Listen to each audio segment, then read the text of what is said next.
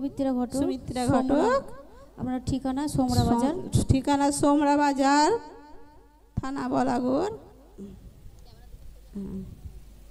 3 বছর ধরে আপনার গ্যাস অম্বল ছিল। হ্যাঁ। তার জন্য খাবার খেতে পারতেন না। না। মুখটা সবসময় টকটক ভাব হয়ে থাকতো। হ্যাঁ। কোনো খাবারের মুখে স্বাদ পেতেন না। না। তার জন্য খুব পায়খানা সমস্যা হতো, গা হাতে চুলকাতো। হ্যাঁ। তারপর কি হতো বলুন? তারপরে দেহের মধ্যে কিরম একটা অস্বস্তি হতো, সেটাও আমার দেখছি এখন আর নেই।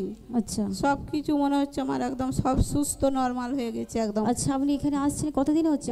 এই 4 সপ্তাহ হচ্ছে আসছি। 4 সপ্তাহ। 4 সপ্তাহ? হ্যাঁ, 4 সপ্তাহ। আচ্ছা, আপনাকে এখানে কেউ ঠিকানা দিয়েছে? না, এখানে ঠিকানা দিইনি। আমাদের ওখানে একটা দিদি ভাই আসতো, তাকে বলেছিলাম, সে বলেনি। তাও আমি নিজের আত্মা থেকে নিয়ে আমি বলতাম যে আমি সেখানে যাব, আর নিজের মন থেকে নিয়ে আমি এখানে এসেছি। প্রভু আমায় নিশ্চয়ই টেনেছে এখানে, যে ওখানে গেলে আমি হয়তো প্রশংসা পাবো। আমি এখানে নিজের মন থেকে নিয়ে এসেছি, কেউ আমায় ঠিকানা দেয়নি।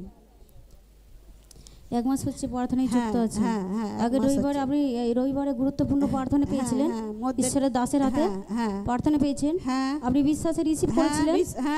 আর আপনার যে গ্যাস অম্বল ছিল এখানে এসেও সেটা হচ্ছিল। আচ্ছা, আপনি যখন সঙ্গে সঙ্গে যখন যে প্রার্থনাতে যে পেয়েছেন ঈশ্বরের দাসের হাতে, আপনি তো বডি চেক করেছেন, তারপরে আপনি চেক করে সঙ্গে সঙ্গে দেখছেন যে আপনার গ্যাস অম্বল একদম পুরো গায়েব হয়ে গেছে?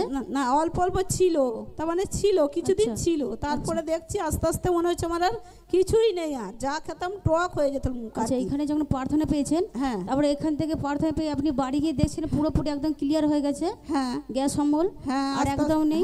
না, আর এখন আর নেই, মোটেই নেই। মানে গ্যাস অম্বলের আপনার খুব কষ্ট হতো শরীরের মধ্যে? খুব কষ্ট হতো।